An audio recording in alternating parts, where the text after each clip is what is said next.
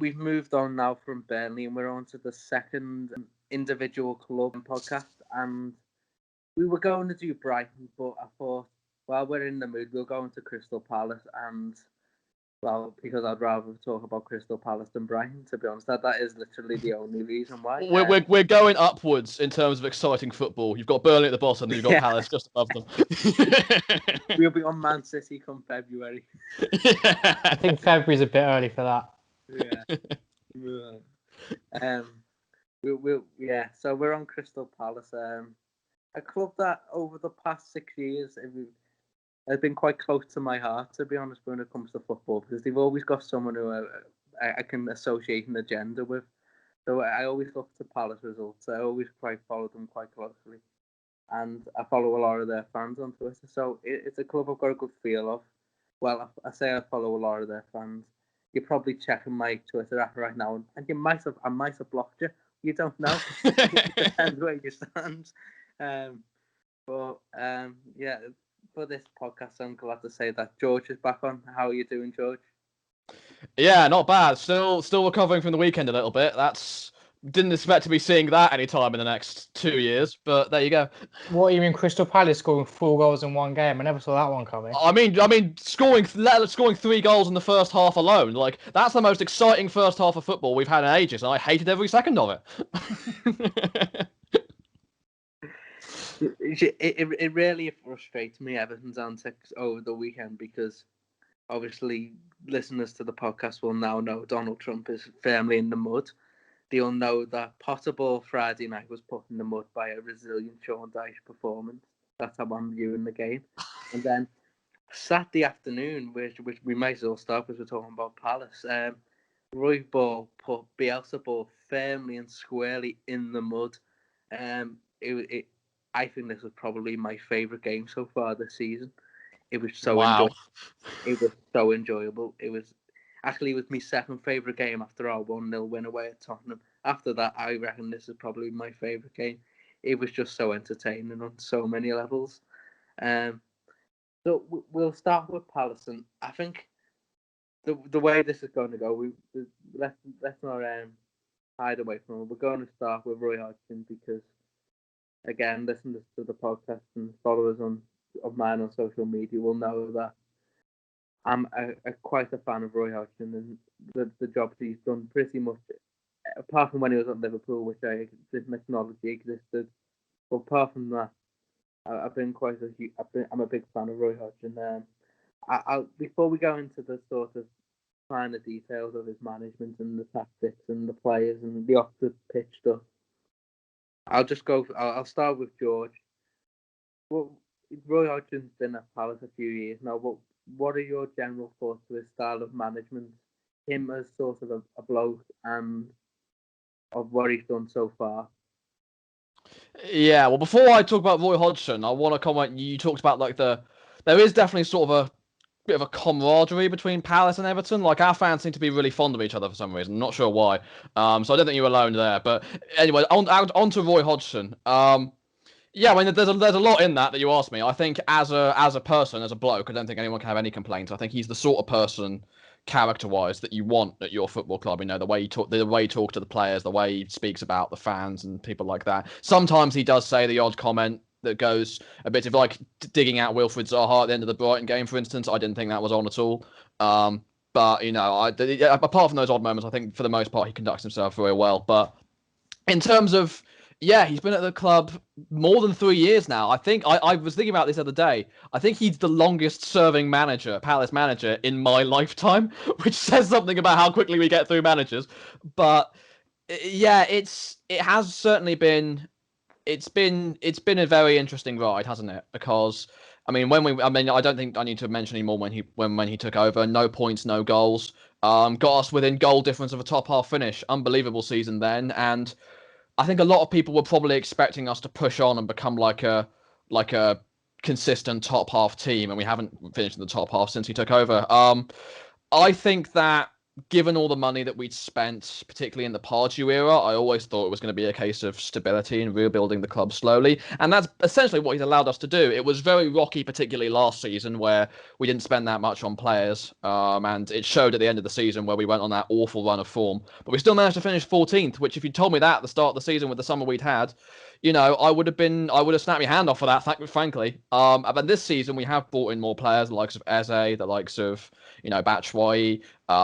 Different ones have had various effects. He's been slated for not playing Eze as much as he has, which I do agree to an extent. I think that I would have liked to see him more before today, but at the end of the day, he's still getting the results. So, I think we talk all the time about, he's on the last year of his contract, and I think I think we are as a club starting to look beyond him now in terms of he's not going to be our manager much longer.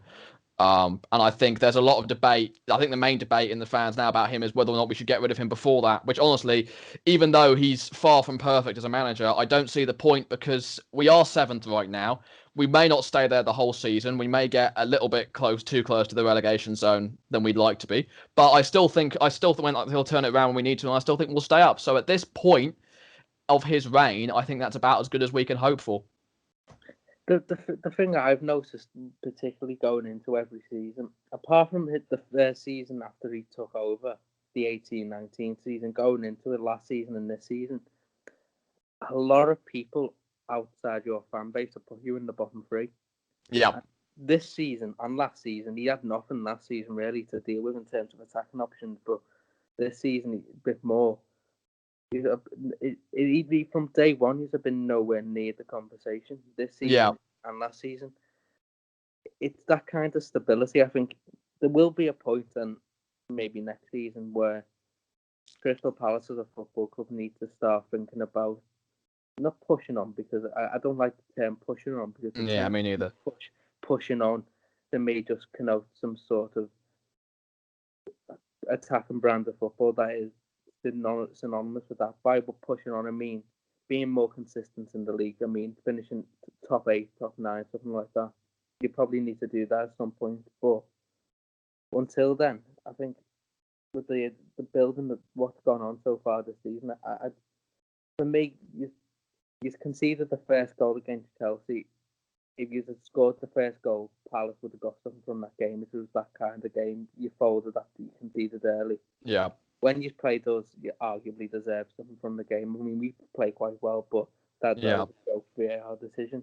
Brighton was a poor performance, but you still got something. It was pretty poor, but if you're playing terribly and getting something, I mean, there's worse scenarios than that.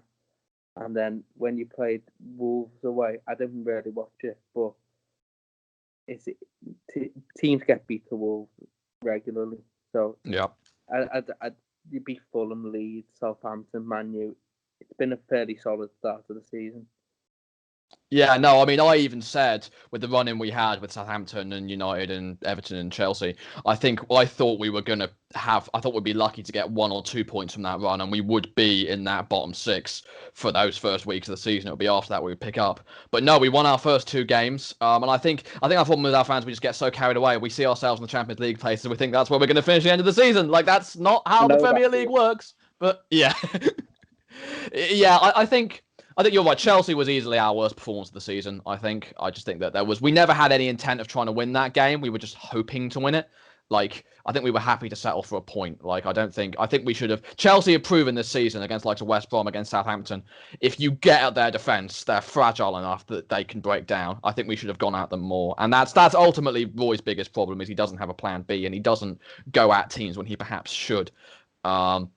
So in that sense, I understand why fans are fed up, because when it doesn't work, it's very, very boring and it's very, very frustrating. But at the same time, we've had more good performances than bad performances, in my opinion. There's no doubt about that. I mean, obviously, Man United, we did brilliantly against Leeds. We did great. Fulham was very good. Everton, like you said, I think we were very unlucky not to get something from that game.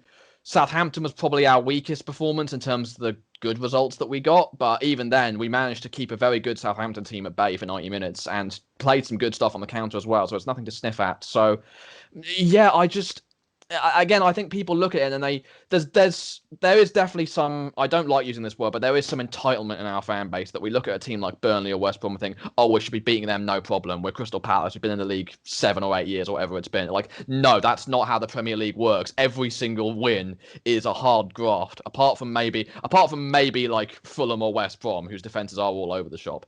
Like, again, our next 3 games are Burnley, Newcastle, and West Brom, and I would be like, people are saying we should be winning all 3 of those games quite comfortably. It's like, well, no, we should be aiming to win them because they are on bad form. Newcastle, a bit less so, but the other 2 certainly. But they are also hard games. Like Burnley away, have got a very big point to prove, and they always seem to get a result when they need to. Obviously, Newcastle are solid defensively, and then West Brom is the only one I'd say, yeah, we really should be beating them because their defense is all over the shop and they can't seem to win a game to save their life right now. But even then, like, there's always the chance someone can turn up against you. So I think we have to take every game as it goes.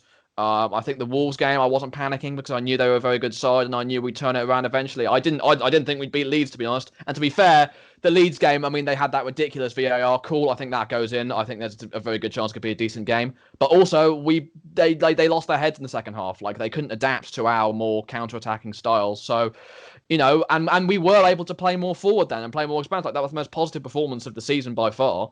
And I just wish we could do that more often because then they would get a lot more fans on side.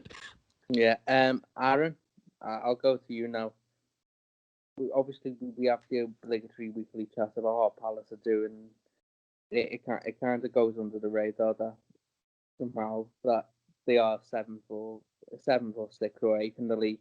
I feel like everyone's in a different position every hour. So for every hour it is, they're in a new position. But what are your thoughts on Palace so far this season, Roy Hodgson, and sort of the general sort of thoughts about how they come into this podcast? I think there's no doubt that he's doing a good job this season, and again, there's no denying that it's probably going to be his last season. So to be 8th at this stage, considering that the start of the season that they've had, it's pretty good. I think they're 8th currently. Obviously they've got a fairly winnable next 3 games, so we'll see how that goes. But yeah, I think it's pretty much everything you'd expect from Palace in terms of the style that they're playing, in terms of Roy's tactics, both good and bad. It's nothing really different compared to previous season for me, but ultimately I think they're probably grinding out a few more results, and that's why they're so high up in the league at this stage of the season.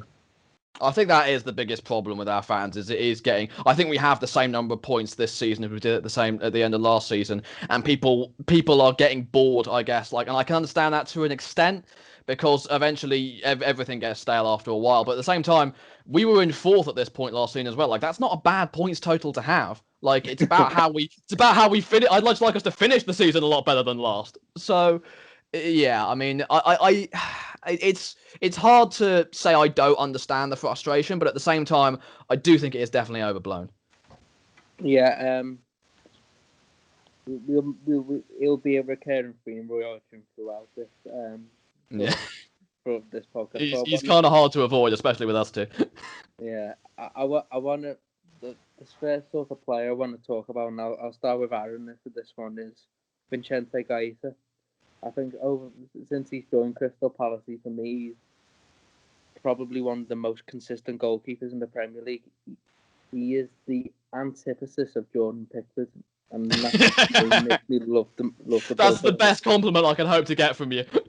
He's the opposite of Jordan Pickford's. Aaron, Vincente Gaeta, what are your general thoughts on this? I do think Gaeta is a superb goalkeeper. He's a very good shot stopper. I'm pretty sure we were linked with him before we signed Ben Foster. Yeah, I remember that. Yeah. Yeah, that was an exciting link at the time because we had, I think, Aurelio Gomez was kind of getting injured. We had Conezes and Garni wasn't going well. So Gaeta was a exciting link at the time, and I think when he signed for Palace, I can't remember what it was exactly, but for whatever reason, Wayne Hennessy kept his place, and you can't get much worse than Wayne Hennessy. Yeah, so, I think that, to be fair, I don't think he spoke English at the time, to be fair. So I think he was still trying to learn the language to communicate with the back four, something like that. Yeah, I suppose it's probably something. That first couple of months, especially Brighton away, was not fun at all. Yeah, because I remember when we played in that 2-1 at Selhurst Park where Cathcart scored at both ends. I remember the Cathcart goal for us, the equaliser. Wayne Hennessy had a shocker for that, and it's that sort of thing that it was clear why. why. Yeah, if Dwight hadn't gone off injured during that game, I'm certain we would have won it. Yeah. So yeah, he's come in. He's now down a first team place. He's playing regularly, and I think there are a few better goalkeepers in the Premier League than Guaita. The thing that really stands out for me with him, I would probably, I don't know, there'll be people listening to this who will pick out a goalkeeper who's excellent at this, but off the top of my head, he's unbelievable coming out and collecting the ball. George, is that something you've noticed, the way he just comes out and when perfect cross in the world you could put in, still coming. Well, when you compare it to Wayne Hennessy as well, flapping it every chance he gets, you don't appreciate dropping it on the goal line when Joleon Lescott heads it straight into his hands. Like, you don't appreciate it more when you go from that. But yeah, I honestly think Guaita doesn't get the credit he deserves. Like, people talk about the best goalkeepers outside the top 6 and all that. Like, he's definitely right up there for me, at least top 3. Like, at least. I do think what comes in people underrating him is the amount of quality goalkeepers in the Premier League. I mean, we had it for a while with Ben Foster. People didn't give him the credit he deserves, but I do agree. I think Guaita's definitely up there. He's better than a lot of keepers in the league. Yeah, I think I was going to say Guaita could have one arm and he'd be better than Jordan Pickford. Yeah, well, I think what I also goes unnoticed about him as well is how much more confident our back 4 is with him in goal, because they know they've got a much more competent shot stopper and goalkeeper, and I think he's better organised in the team as well. So I think it gives that back 4 a lot more confidence, and he really is a crucial part of the team. And I think that, I think signing Jack Butland from Stoke was a very good bit of business for 1 million, especially because I think that, yes, he has gone a bit dodgy in the last year or so, but I think if we can get him back to his best, then I think he's a very good substitute. Not that I'm expected to be as good as Guaita, but he doesn't have to be. He just has to do the job. He just has to be better than Wayne Hennessy. Exactly.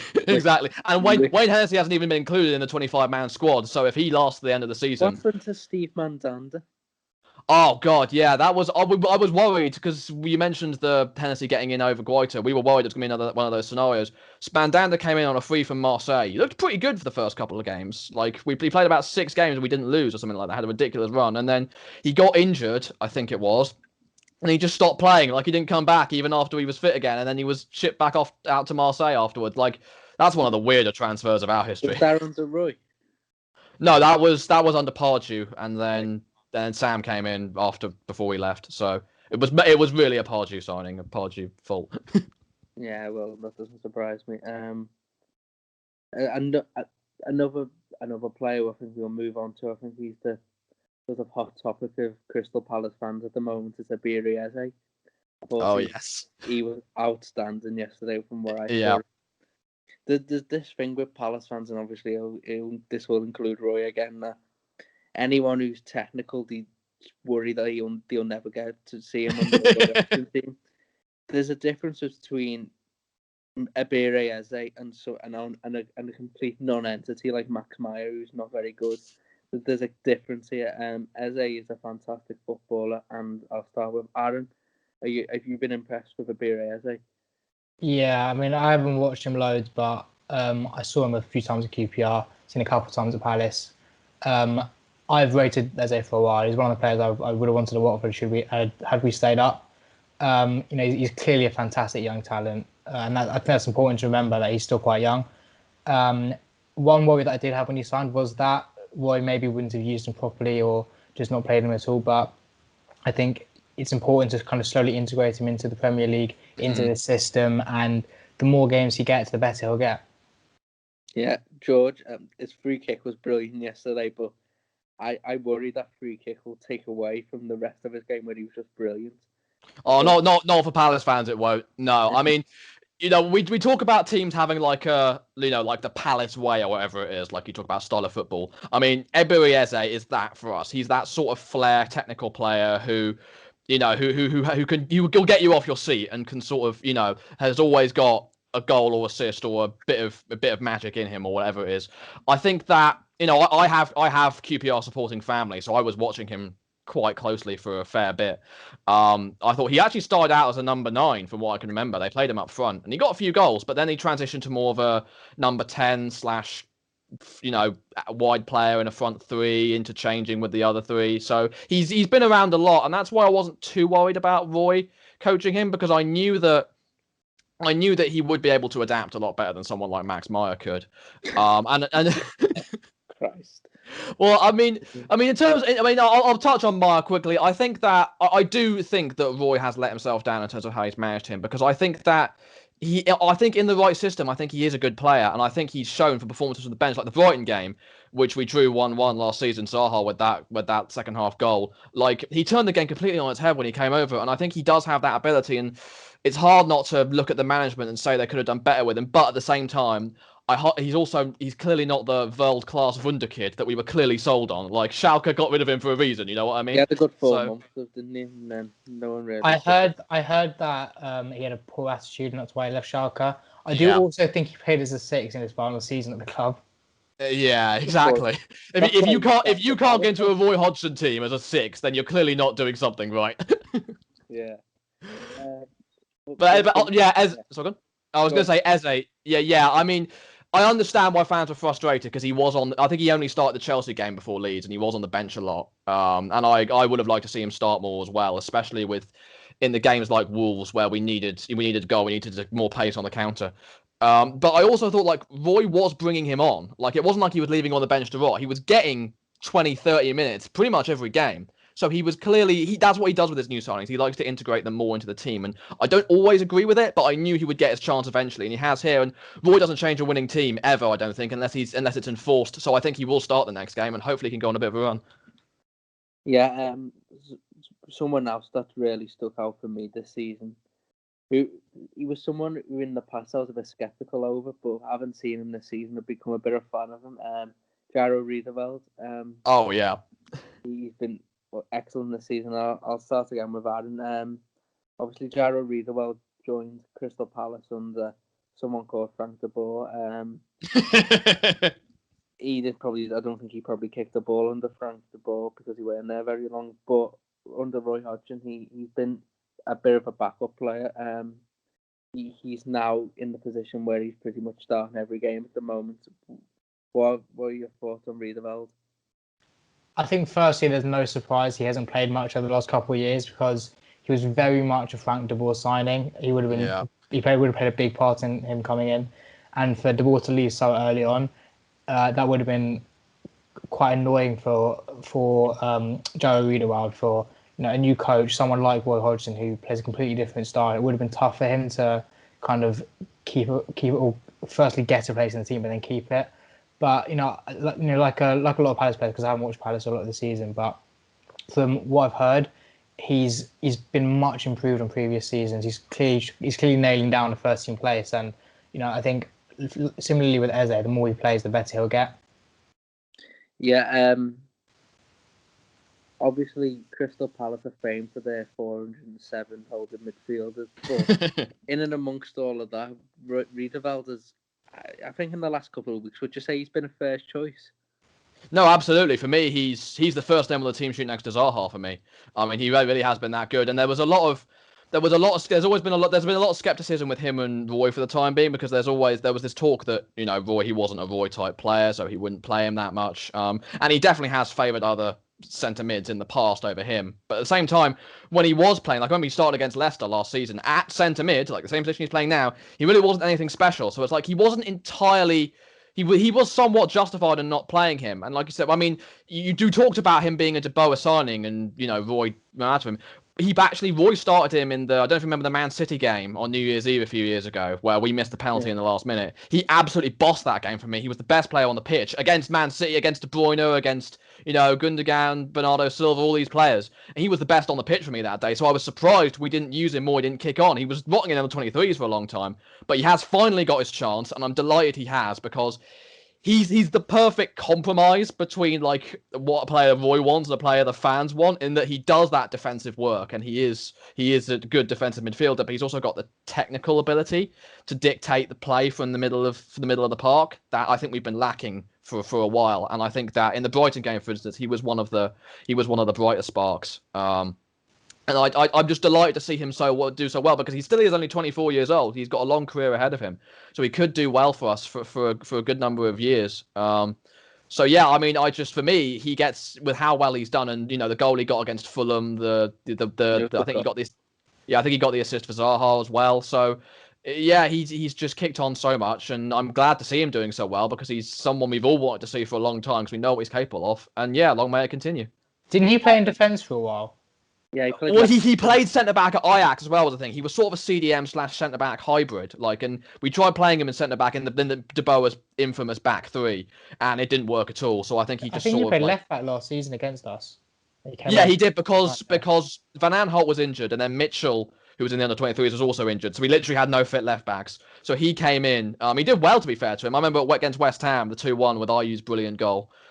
He made like a sliding tackle in like the 85th minute or something to stop them scoring. So he did well at left back, but then obviously Van Aanholt comes back in and Roy prefers his natural player to be playing at that position, which you can understand to an extent.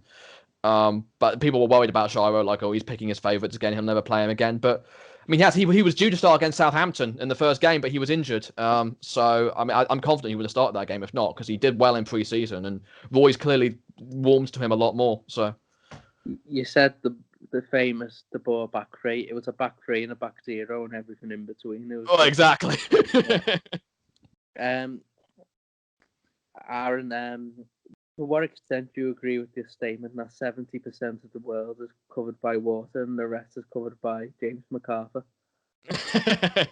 Yeah, he's very much one of those players that probably go unnoticed because they have little to no technical ability, but they just run everywhere for just 24/7. They just run everywhere. Yeah. Was he a Neil Warnock signing, George? He was, yeah. He was Neil Warnock's best signing. He was our record signing at the time as well for £7 million, which is mental to say in today's market. But yeah, you're right, Aaron. He is the sort of player that you don't really appreciate unless you are a Palace fan that's watching us week in, week out, because he does just run everywhere and he's so tireless. But also on top of that, technically he's not a bad player either. Like he's no Jaro Riedewald. He's not Eze. He's no one like that. But he is able to work the ball a lot better than some of our other midfielders, most notably Milivojevic. So he's sort of like, and he's like 32, 33 as well, and he shows no sign of stopping. He's got such a great engine, and he's been such a great servant for us, scored some great goals, most notably the injury time one in the Watford game, one of the two. But I feel like he always scores against us. I don't know why. Yeah, I'm not. That's another dud I saw Palace fans once. Jesus Christ. So who was that? Marco Silva. I've seen most Palace fans say no to him, to be honest. Like, no, but just towards the end of last season when he's lost a few games, he went, let's get Silva in and we'll finish 7th. He couldn't even finish 7th with us, so good luck with that. I mean, the only positive I could see with Silva is that he does play that 4-2-3-1 that I think would suit our team, but equally, the defence would just fall apart. I'm laughing at that because the only reason you could possibly think of to bring in Marco Silva is the fact that him, like many other managers, plays 4-2-3-1. Well, exactly. I mean, the defence would fall apart, let's face it. So I don't like... I mean, he's certainly not my first choice. I don't think he will be our next manager. He wouldn't be his first choice to be your under-23s manager. George, I'd take him over Sean Derry right now. The job he's doing, under-23s are shocking. Apart from Scott Banks, who's looking really good. Derry and David Unsworth must have their own bloody group chat there. Please, yeah. I'll move on to another player now, and someone who I think was woeful last season, quite brilliant this season. That's Andros Townsend. And to be honest, Aaron, in the past, I've not been a fan of Andros Townsend at all, but I must admit this season he's done quite well. Would you agree?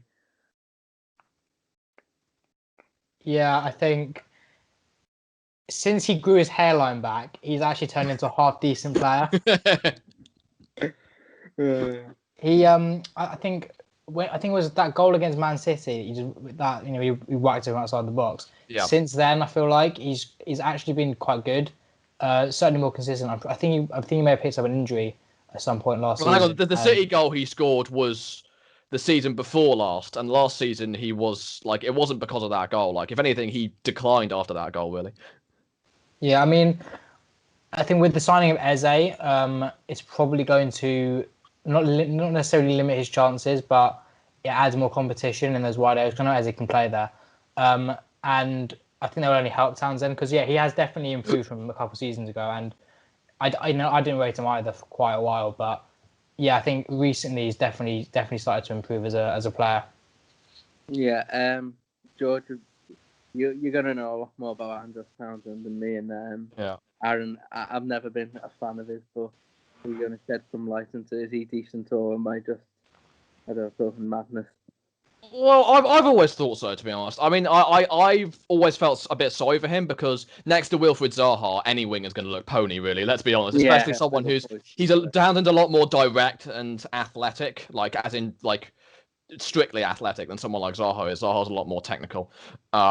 So next to that, it's never going to look as good. But his work rate is second to none. He's always running his heart out. And obviously last season was his poorest in quite a while. And it was hard to say why he should stay in the team really. But this season, I think you're right. I think the competition, not necessarily from Eze, because Eze plays on the other side, but I think with the signing of Batshuayi, that's allowed Ayew to drop out wide into that potential competition. But even though he plays up front as well, he's played out wide before, so it's more competition either way. And I think that has sort of given him a bit of a kick up the backside, as well as the poor season he had last year as well. I think he's realised he's one of those players that always wants to be doing well. So, and I think also with Eze and Zaha both in the same team, it takes the heat off him a lot. So they tend to stick 5 players on Zaha, and then Townsend's quite easy to get through. Whereas Zaha and Eze, they're so focused on them and trying to deal with them that it gives Townsend more room to breathe as well. So I think it's a wonder how long he can keep this up for, like, both for this season and future seasons. There is a part of our fan base saying maybe we should be looking at getting some money for him because he's not the youngest anymore. But at the same time, like, I can't complain about his performances so far. He's been very good. I think he's one of those players that he's nothing amazing, but he'll do a job at this level, and he'll score a few important goals. Yeah, 100%. Yeah, I don't think we can sort of end the talking about the players section without talking about Wilfried Zaha. He's a footballer that you either love or hate. I'm a big fan. I think he's a brilliant player. I think at times I know we were talking before about Roy's comments about him in some games. I can see both sides of this. Sometimes he does disappoint, but other times it's difficult for him in a team that isn't really creating many chances for him to stand out.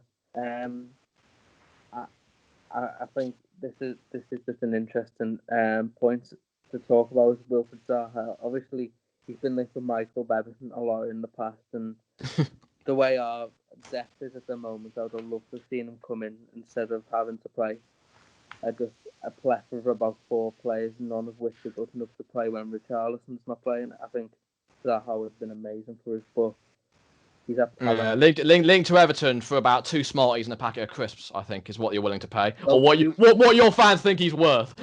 Well, we were going to give you Cenk Tosun, Alex Iwobi, Sandro. Have you got any under 23 players you want to chuck in there? Yeah. we already tried Tosun. Look how well that went. What makes you think we want him again? Well, yeah, Cenk Tosun. Let's not talk about how bad Cenk Tosun is at football. I think I'm quicker than him, and I think I'm quicker than him after 4 pints. He scored the goal for Palace at least, though. Yeah, City away as well. That was on his debut. I really thought he was going to kick on from there, but I guess not. He got a bad injury as well. Yeah, I think yeah. You could leave Cenk Tosun in the field on his own for an hour, no keeper, just a goal, and he still wouldn't score. He's woeful. But Wilfried Zaha, Aaron, I know you're a big, huge fan of Wilfried Zaha over the years. No, I'm a Watford fan, so as a Watford fan, I kind of have to hate him, don't I? But no, he's a very good player. He's probably Palace's greatest ever player, certainly on ability, and he's up there for just generally for what he's done for the club. I think the fact that he's always linked away is quite telling of how important he is to Palace. Yeah. And with the price tag, there's a reason why they've always kind of raised their price tag so high. Palace are fine to do that. There's like I said, there's a reason for it. I think we all know he isn't worth that, but to Palace obviously he is. So that's why they're always targeting around 70-80 millish.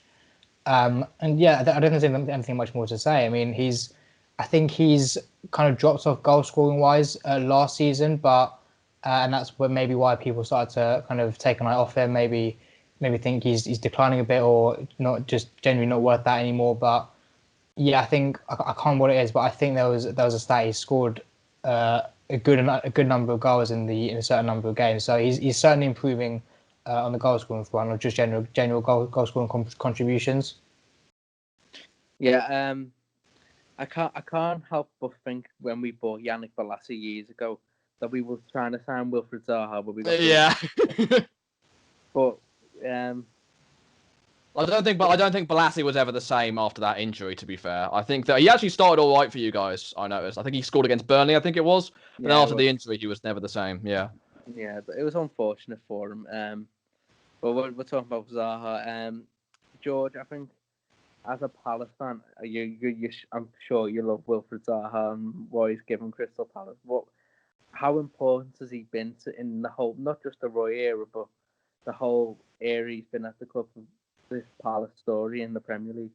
Well, we wouldn't have a Premier League story to this day without him, would we? Let's be honest. I mean, what was it that in Roy's first season literally did not win a single point without him in the side? I mean, that's talk about the definition of a one-man team. But thankfully we have evolved since then, to an extent.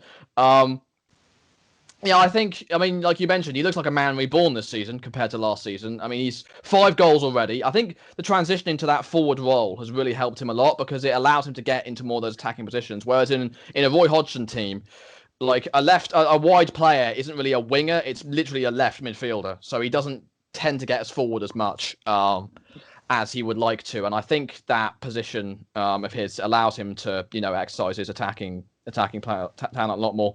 I think last season, because we just lost so many attacking players, or the attacking players that we did have weren't delivering enough, he was literally our only creative outlet. So what we had to do, like, there were tweets all the time about how there's a picture of Wilfried Zaha with literally 5 men around him, and people saying this is how you beat Crystal Palace. And like, they weren't wrong. That's all the team had to do. Southampton did it, Burnley did it. Like, that's all you had to do to beat us last season. But this season, because we've got Eze, because we've got Townsend performing better, because Ayu's up alongside him, it does give teams more to think about. So it allows him to take advantage of that and make the good link ups. And when he's not getting it, when he is being marked out of games, it allows someone like Eze to come in and support him. So, I mean, you're right. I think that his value is definitely going to go back up to where it was at the end of the season before last if he carries on like this. I think this is exactly what he needed. And I think that, strangely, I'm not too worried about him leaving, because even though he is so important to us, I am confident that we will replace him adequately, just because we'll get so much money for him if we do sell him. I mean, maybe that's the thing. He needs to have if a team wants to come in for that money that we want, which is going to be about 60-70 million, which you can argue whether or not he's worth that much. I don't think any player's worth that much personally, but that's the price tag we've set on him. So I think that if he carries on like this, there is a chance that one of the European big boys, PSG and Borussia Dortmund have been thrown in there. No way were they buying him at the end of last season, but this season, if he carries on, you never know. But yeah, I don't care whether or not he's our greatest ever player. He's more than good enough for me. I just remembered there's a player we haven't talked about who I want to talk about, because he's someone for me for a couple of years now. It's just been a bit rubbish, and that's Luka Milivojevic. Yeah. Aaron, I know you're a big fan of Luka Milivojevic, and he's better than Etsy and Capu, isn't he? Honestly, the amount of times I saw Milivojevic is better than Capu shout, I was fuming. Although in fairness, I'm fuming for a lot of shouts of a number 6 is better than Etsy and Capu. But yeah, there was a couple of seasons ago where, to be fair, he was quite good. I know a lot of that was probably clouded by the fact he scored about 25 penalties. But yeah, I think he's declined massively, it seems. From I think it was 17-18, he was all right. Doesn't seem to show much leadership. I don't know if he's still the club captain, but he doesn't really seem to show much leadership. He seems kind of like just a headless chicken that is just there, runs around a bit, and does nothing else. Yeah, he's. I remember when Palace played Goodison last season. Luka Milivojevic played that day for Palace, and you could have thrown a blanket over him and Gylfi Sigurdsson, because the pair of them didn't move. They were in the same play position.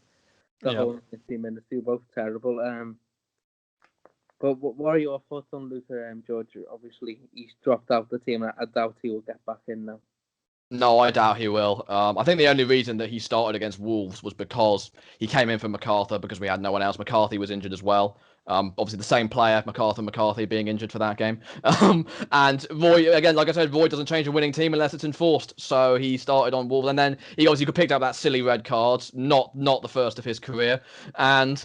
He's going to miss the next 2 games, and I can't see him get back in the team after that because Gyro and MacArthur have just been so good. But yeah, I agree with Aaron. Back in 2018-19 was really his last good season where we literally scored about 10, 11 penalties, something mental. And I don't know if he was. I don't watch Etienne Capoue enough to say if he was better than Capoue, but he was definitely cleaner than Etienne Capoue. I'll say that much, even though he's hardly the cleanest player out there. But yeah, it's really. I honestly feel really sad to see what's happened to him because I thought when he came in under Sam Allardyce in the January 2017, we really thought he was going to be that Jednak replacement. He was Olympiacos captain. He was good at penalties. We thought it was tailor made, and he did do well for a number of seasons, but. I think the most notable for me is the derbies. I think every single Palace-Brighton game he's captained, we've just been not at the races. He does not know how to get a team up for that game. And when you can't do that, your days are numbered as far as Palace is concerned. So I think the one game that we won at the Amex was when Gary Cahill... Yeah, excellent game. Love that to pieces.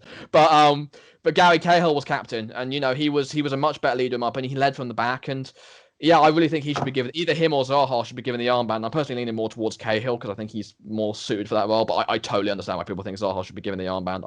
I totally get that. But anyways, as for Luka, yeah, I really thought putting him next to a more creative midfielder like Gyro would be perfect for him because it would allow him to focus more on his defensive work. You wouldn't have to try and do 2 jobs at once. Whereas if you had someone like Kiate or McCarthy next to him, he inevitably has to be the creative player out of the 2 or more creative. So. I mean, and it did seem to work against Fulham. To be fair, he looked all right during that game, but then Wolves came along and he's back to his same old. So I don't think he's ever gonna get back to his best, unfortunately, which is a real shame. You can take a decent free kick though. The one against Bournemouth was pretty good. Yeah, I think we'll now move on to what comes next for Palace. Obviously, what we're really talking about. I don't see much change in the season of Palace. I think. There will be these games where Palace concede the first goal in the game. They struggle. If they score the first goal, tend to get points. So I think Palace will ultimately finish somewhere between 9th and 14th. Yeah, I predicted us to finish 12th at the start of the season. I'm still pretty confident with sticking with that. Yeah. Yeah, I'm somewhere in and around. If you perform really well, it'll be around 9th. If you underperform slightly, it'd be 14th again. Palace won't finish below 14th this season. No chance. So I think then the question is what happens next summer. I think, Aaron, sorry, can you see Palace finishing below 14th? Not really. I think it helps that some of the teams this year, particularly poor, like sort of West Brom and Fulham, as well as like Sheffield United and Burnley, have been really bad so far. So I think I predicted Palace to finish 12th. And I definitely expect them to finish around there, no lower than 14th. Don't think they'll get into the top half because I think there's just a few better teams, but it'll be another solid mid-table finish for Palace. Classic. But so it comes to next summer, and obviously next summer, like every summer, Roy Hodgson's contract's up at Crystal Palace. I've said many times, I think the only thing worse than these continuous 1-year rolling contracts is obviously Roy leaving mid-season, and there's no chance of that happening. But I think there will become a point at some point where Crystal Palace are going to have to obviously move on in the manager search. I think if Roy was 43, I have no doubt he'd continue year after year there because. Yeah, I agree. Because it's the nature of the manager, but I think it'd be obviously Joe Biden, 77, he's the American president, so that obviously means nothing. But Roy, I do suspect Roy, this will be Roy's last season in charge of Crystal Palace. Do you both agree with that? Yeah, I'd say so. I'm going to echo a lot of what I've said in the past, but it's definitely for me the right time for him to go. I think even if he was, I mean, I know his age plays a part, but I think Palace do want to become a more expansive side, and like I said in the past, they got it wrong last time when they just brought in Frank de Boer. Roy's been a fantastic stopgap for them. He's done a brilliant job to keep them stable. To be fair, yeah, I mean, they try to go more expansive. It failed. They brought in Roy Hodgson to keep them stable. He's kept doing that for a couple of seasons, and now, I think he's 73 now. And it's getting, like George said, it's getting repetitive. It's getting boring at times. So another solid, stable season, his contract will run out, and they can move forward and become that more expansive side that I'm sure a lot of Palace fans want to see. George, what do you think? Yeah, I don't know if expansive is necessarily the word I'd use to describe we want our football. I mean, I think the Pardew era of football, as bad as the defence was, like that sort of counter-attacking, sort of real urgency on the break is certainly what I want to see. Obviously with better defending than Alan Pardew and better results, but that sort of style of football is what's exactly right. But that's his better. Yeah, the Pardew but better. Yeah. That historically, not just under Pardew, under previous managers, has been like that is very much Palace DNA. So I think that's the way to go, and I think that. Yeah, like you said, Roy Hodgson. I would not be surprised if they gave him another contract extension. I wouldn't be surprised at all. I don't think they should, but at the same time, if we get this another season, I'll be there for the fume. I'll be in the comment section. Don't you worry. I'm sure you will. But there is a lot of talk about the next manager if he goes. I mean, I was listening to the Offside pod the other day, which is a quality podcast, by the way. If you love Palace, guys on there, it's a really great. You've got Roy in and Roy out, like the latest episode. It's a really great listen. It's like Biden and Trump, isn't it? Pretty much, yeah. only more heated, more destructive. But yeah, but no, I was listening to them thinking about who would replace Roy next, and they all simultaneously agreed on Slaven Bilic. I was screaming at my monitor, like, "Are you absolutely out of your mind? Like, have you watched West Brom? I'm pretty sure West Brom are bottom of the table. Like, have you watched it this season?" Like again, but it's all about that philosophy. It's about it's the attacking brand and the going for it and the young. Sorry, I just burst out laughing when you said Slaven Bilic. Exactly. If you want progressive football, go and support Brighton and Hove Albion. Have lots of fun there. In the Championship next season. But to be fair, I am very curious to see if they kind of stick with a stable defensive manager like perhaps Sean Dyche who leaves Burnley, or if they try and get a more progressive manager. I'll tell you who will be. Yeah, I expect they'll try and kind of move on to a different style. Well, I think, and you're going to love me for saying this, Owen. You're going to absolutely love to hear this. I think the next manager is going to be Eddie Howe. I think that he. Yeah. Oh, did you? Oh, sorry. I think that I didn't hear you say that, but I think he fits the mold of what the board are looking for. The main thing is Premier League experience. That's what they want above anything else. That is their model. And I think that but for better or worse, he will play more attacking football. And I think he probably will use the younger players. Obviously, the defense is going to go to shit. But I don't know. I am worried about it, to be honest. I don't know if he's the right fit for us, but I think that's what's going to happen, and I think that there's going to be positives and negatives. So I guess we have to see how it goes. I think Eddie Howe's nailed on for Celtic. I think he is. Yeah, I think if he goes to Celtic, he won't come to us. But no, brilliant. No, I don't think we will go for Lennon. Thankfully, I don't think we will. That was a joke. I don't think anyone. I don't think Stanley will be going for Neil Lennon. But yeah, if he is available. Yeah, well, carry on. I was just going to give you 3 names who I think he'll. Well, no, yeah, go ahead because I'm honestly not sure outside of him. I think he'll either be Eddie Howe, Sean Dyche, or Steven Gerrard. Yeah, a lot of our fans want Gerrard is the thing. Which I don't. I just made that up on the spot.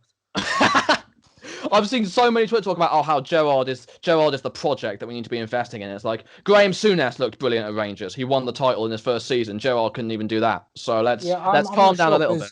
I'm not sure on Gerrard because I do actually think he could be a decent manager. I wanted him before we got Vladimirovic. I was curious to see if we could maybe get Steven Gerrard. He definitely plays a more attractive style of football. I'm not sure if it's the right move, if he should get like a championship move or another move, just because like you say, the Scottish League is the Scottish League. Who knows how they're going to do in the Premier League after the Scottish League? And obviously he's still quite inexperienced, so that move would actually intrigue me if Crystal Palace went for Steven Gerrard. I think you're right. I think he needs that. I would like to see him in the Championship first. I mean, there's always the danger that he comes up with the Championship side and builds them into a stable Premier League club and we miss our chance. I think that's what our fans are scared of. But I don't know. I think he could be a good manager, like you say. I think there's potential in there, but it would have to go very, very. It would have to go almost perfectly, and I'm not sure it's necessarily the best fit for us. And then I think the two of them. I've thought of another name. Obviously, I think Sean Dyche. I think for a lot of people, I think he's been linked pretty heavily. I think even last season, I think when it was sort of rumored that Roy may leave last season, I think the name that was pretty much unanimous across all the media was Sean Dyche. Yeah, he's done. Well, we know he's done a fantastic job at Burnley, but if he's going to leave there, I think personally for him, I'm going to speak from his perspective, and you can speak from Palace's perspective. I think if I was to pick anywhere for him to go post Burnley, it would be Crystal Palace. Yeah, well, there was actually, it's funny you say that because when Sam Allardyce left the club and we appointed De Boer shortly after, well, I say shortly after, it took us like 5 weeks, but, and then all for that. But there was talk at the time that Dyche really wanted the Palace job, was pushing like Palace were thinking about interviewing him and he was pushing hard to leave Burnley to come to Palace. There's been talks all the time that he wants to come to Palace as well. I mean, in my opinion, there's no smoke without fire. I think if Palace were to approach him, he would definitely be interested. But I don't necessarily listen. I really rate Sean Dyche. I think he's done a great job with Burnley, and I think if he was given an opportunity, and even a club like an Everton or a Wolves, I think he could do a solid job there. I really do. Like, I think top 6 is a little bit of a stretch for him, at least at this point in his career. But I think he could do very well. But in terms of, again, the key thing for us on our next appointment is I think we want to move past Roy Hodgson and evolve to that next step. And I think Dyche would be more of the same. Like I think he would get better results than Roy would. I think he would probably get us higher up the table. But in terms of the style of football, in terms of like, I don't know, I just feel like I'm not necessarily sure he's right for what we want to do next, if that makes sense. With a couple of things I disagree with. One, I don't know if he would get better results than Roy. I don't know if anyone would personally. Second of all, I think it really annoys me the last couple of weeks. Burnley don't play 250 pass football anymore. They've started to sort of expand to like passing her a bit more, and in that sense, I think especially with just going 4-4-2 this season, I feel like he could. I personally think Sean Dyche would be a good fit for Palace. So I think he's that crossover between pragmatism that Steve Parish like to ensure survival, but he's a bit more of a longer term option, and he's got a great history at Burnley and bringing players through, younger players. McNeil, Tarkowski, I think Keane, Danny Ings over the years, he's developed players. I just think that sort of the path he should be taking personally. Yeah, I might be being a bit harsh on him as far as the young players are concerned. Maybe I am just lumping him in that Roy bracket because of the style of football he plays. But listen, you know me, I genuinely don't give a crap what style of football he plays. And you say him going more expansive, but Roy Hodgson has done that as well this season. So maybe it's still the same equivalent. I don't know. But I think, no, listen, if he was Palace manager, I wouldn't complain. I think he would do a good job with us. I just don't necessarily know if it fits the direction the club wants to go. And I also think as well, the fans would get very bored very quickly. You know what our fan base is like. Yeah. You know what style of football they want to play. So I think after the first year, they might take like a 12th or 13th. If we didn't get 7th after that, they'd want his head straight away. So yeah, I've got a name, and I don't know how likely it is. I'm curious to see what you think of it. He seemingly wants to leave Valencia. Javi Gracia. I was going to say him. The next one. Yeah, our Palace fans do not like Javi Gracia. One, because of the Watford connection, and two, well, yeah, that, and also like they look at how it ended with him at the 4 losses in a row, and like they there's question marks over whether he can do it at Palace. But again, he does fit. He would fit the board's mold. Premier League experience, more progressive quotation marks. Like I don't know. You didn't see his Valencia team against Getafe the other week. That's true. I don't watch Spanish football at all, so you can count me out against that one. But I think the point is that I don't know. I think it could work. I'm not going to say it couldn't work because you never know.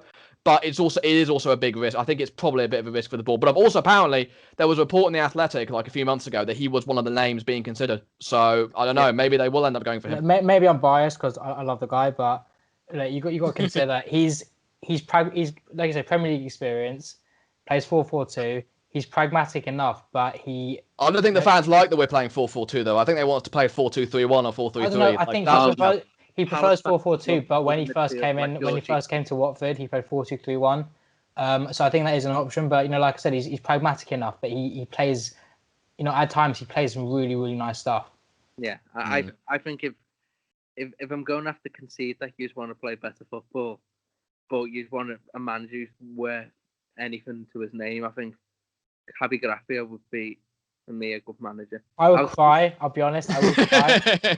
I was just going to. Well, he wouldn't be a popular appointment amongst Palace fans, but I'd honestly, listen, I'm going to back whoever the board choose because I trust their judgment. I think they're going to. They've thought about this too carefully to the point where they can't afford to mess it up. So we have to get behind him. But I agree. Honestly, on paper, it could do very well. But if it just ended better at Watford, then there wouldn't be that question mark, and I would be a lot more comfortable having him. From the outside looking in, it probably seems that way, but it was more so the board that's the reason why it ended like it did. Yeah, no, I think you're probably right there. I was going to just throw in Jose Bordalas's name in, but if Sean Dyche is too pragmatic, if Jose Bordalas I think Tony Pulis of 08 is more progressive than Jose Bordalas. Do you think it's more likely they go for another British manager or they go for one? Well, I think. You start first. Well, yeah, I was going to say that if you look at Steve Parish's most successful appointments over the years, he tends to prefer more sort of father figure type managers. I mean, Tino Pulis and Sam Allardyce to a lesser extent, but people like Dougie Freedman, like Roy Hodgson, like even Neil Warnock to an extent, like those sort of old school British. Yeah, put your arm around players. I think the dressing room is very important with us. I think they need a manager who the players can connect with and the players can respect. Because look at someone like Frank de Boer who came in. It was clear it was all about him. His ego was bigger than, far bigger than the amount of points he amassed. So and the players just didn't like basically from the insider knowledge they were basically saying we knew it was going to be a failure before balls even kicked. Like it was clearly not going to work out because the players it did not work with him and the players. So I think that's the key thing is there has to be someone who is going to be able to work with the players and the players are going to be able to buy into. And I don't know. I feel like if it was a British manager, I don't know who it would be. Like Chris Hughton, that would not be a popular appointment at all. Holy shit! Could you imagine? He's going to work his wonders with Forest. Don't worry about. Oh yeah, that's true. I forgot he's at Forest now. Yeah, my bad. Yeah, we're definitely not getting him then. 3 wins out of 5, I believe. Yeah, he is a good championship manager, Houghton. I think he just struggles to make that next step up. And if he'd been at Brighton another season, I think they would have taken him down. I mean, he kept Brighton up twice, so he actually has never been relegated. So this myth that he's a terrible Premier League manager needs to go because he's never actually been relegated in the Premier League. In fairness, I swear Alan Pardew has that stat. Yeah, but Alan Pardew. No, he was relegated with Charlton. 2007, I think it was. So yeah, not quite. No, it's Mark Hughes who has that record, but Mark Hughes gets sacked before he gets the chance to. You could argue the same thing Mark Houghton, to be fair, Norwich as well, particularly. As soon as they sacked, they went down. But anyway, this isn't about Chris Hughton. In every podcast, Chris Hughton comes up. But I think we'll pretty much leave. I'm going to go from Aaron to then George. I think the next Palace manager after Roy Hodgson, obviously, I mean, Roy Hodgson could stay until he's 90 and still annoy the hipsters on Twitter, but it's unlikely. So, Aaron, I'll start with you. What name would you give? What, to replace him? Yeah. I think Sean Dyche seems the most likely if he ends up leaving Burnley, but as much as I'd hate it, I really think Javi Gracia could be perfect. George? Is this who we want or who we think is going to be? Both. Okay. Well, I would honestly be interested in giving Javi Gracia a try. I know it's a risk, but I think, and it's an unpopular one, but I think there is potential in there, and I think it's a risk worth taking personally. In terms of who I think is likely, if Eddie Howe doesn't go to Celtic, I'd say he's nailed on to be our next manager. But if it's not him, then I reckon it'll probably be Sean Dyche. Yeah, I think and should hope it would be Sean Dyche. So we'll end it there. The Palace podcast. I've really enjoyed this one. Thanks, lads. Yeah, thanks for having me on, man. It's been a great one as always. Cheers, Aaron. Yeah, no worries. I promise the next one will be Brighton. We'll get there. We'll get there. We won't even talk about any players on that one. We'll just slander Graham Potter. I think we both know that's not going to happen. Yeah, you'll slander Graham Potter, and Aaron will put up a sterling defence. Yeah. Oh, the only thing we know ends in this podcast is that in the future, Slaven Bilic should not be the Crystal Palace manager. I swear to God, if he ends up in that dugout, I am going to start flipping tables. Like, Slav. Or it'll be another. Would it be another one of those Serbian gaffers, Aaron? Oh my God! Don't get me started on the Serbian gaffers. That's what makes it. We'll end it there. We'll see you next time.